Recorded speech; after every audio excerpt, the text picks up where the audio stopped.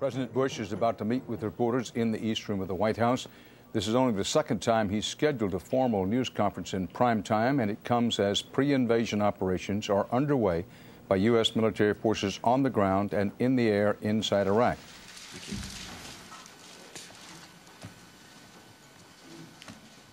Good evening. I'm pleased to take your questions tonight and to discuss with the American people the serious matters facing our country and the world.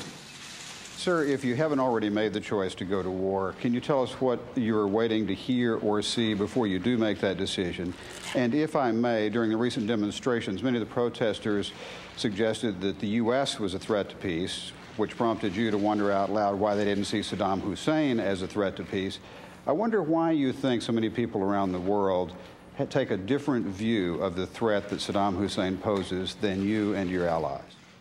I recognize there are people who don't like war. I don't like war. I wish that Saddam Hussein had listened to the demands of the world and disarmed. Nobody likes war.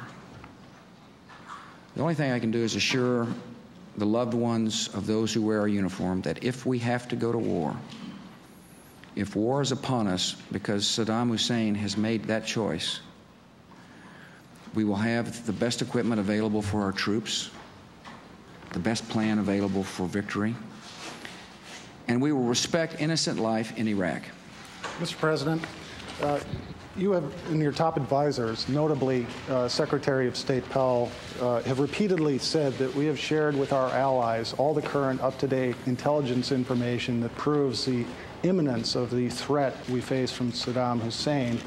If all these nations, all of them are normal allies, have access to the same intelligence information, why is it that they are reluctant to think that the threat is so real, so imminent that we need to move to the brink of war now? We do share a lot of intelligence with nations which may or may not agree with us in the Security Council as to how to deal with Saddam Hussein and his threats. I think the threat is real. And so do a lot of other people in my government. But I meant what I said. This is the last phase of diplomacy. A little bit more time. Saddam Hussein has had 12 years to disarm. Sir, how would you answer your critics who say that they think this is somehow personal? As Senator Kennedy put it tonight, he said your fixation with Saddam Hussein is making the world a more dangerous place. My job is to protect America, and that's exactly what I'm going to do. People can ascribe all kinds of intentions. I swore to protect and defend the Constitution. That's what I swore to do. I put my hand on the Bible and took that oath. And that's exactly what I am going to do. In the past several weeks, your policy on Iraq has generated opposition from the governments of France, Russia, China, Germany, Turkey, the Arab League, and many other countries, opened a rift at NATO and at the UN, and drawn millions of ordinary citizens around the world into the streets in anti-war protests.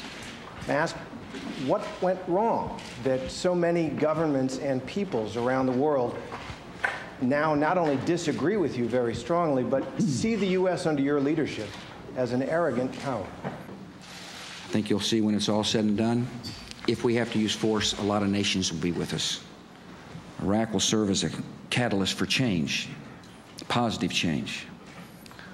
So there's a lot more at stake than just American security and the security of people close by Saddam Hussein.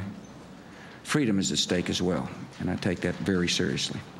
Mr. President, there are a lot of people in this country, as much as half by polling standards, who agree that he should be disarmed, who listen to you say that you have the evidence, but who feel they haven't seen it, and who still wonder why blood has to be shed if he hasn't attacked us. If they believe he should be disarmed, and he's not going to disarm, there's only one way to disarm him. And that happens to be my last choice, the use of force. Mr. President, millions of Americans can recall a time when leaders from both parties set this country on a mission of regime change in Vietnam. 50,000 Americans died.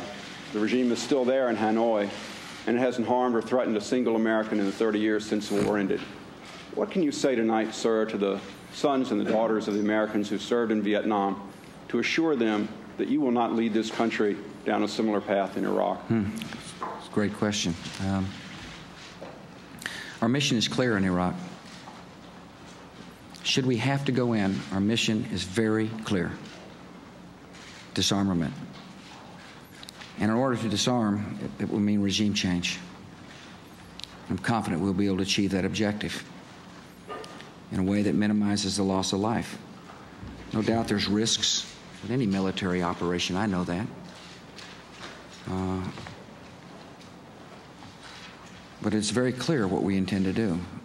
Mr. President, are you worried that the United States might be viewed as defiant of the United Nations if you went ahead with military action without specific and explicit authorization from the UN? No. I'm not worried about that. When it comes to our security, we really don't need anybody's permission. Mr. President, as the nation is at odds over war with many organizations like the Congressional Black Caucus pushing for continued diplomacy through the UN, how is your faith guiding you? My faith sustains me because I pray daily. I pray for guidance and wisdom and strength. If we were to commit our troops, I would pray for their safety. And I would pray for the safety of innocent Iraqi lives as well. As you know, not everyone shares your optimistic vision of how this might play out. Do you ever worry, maybe in the wee small hours, that you might be wrong and they might be right in thinking that this could lead to more terrorism, more anti-American sentiment, more instability in the Middle East? I think, first of all, it's hard to envision more terror on America than September the 11th, 2001.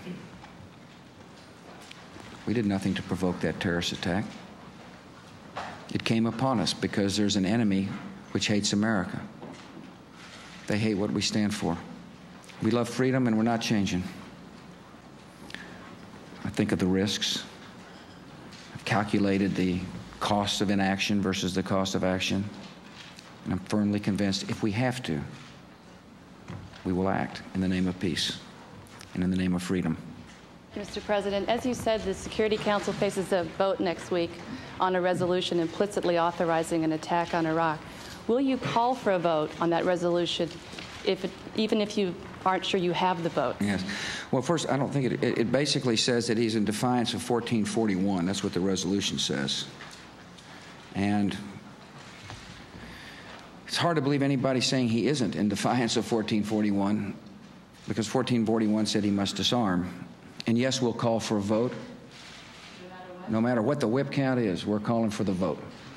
We want to see people stand up and say what their opinion is about Saddam Hussein and the utility of the United Nations Security Council. And so, you bet.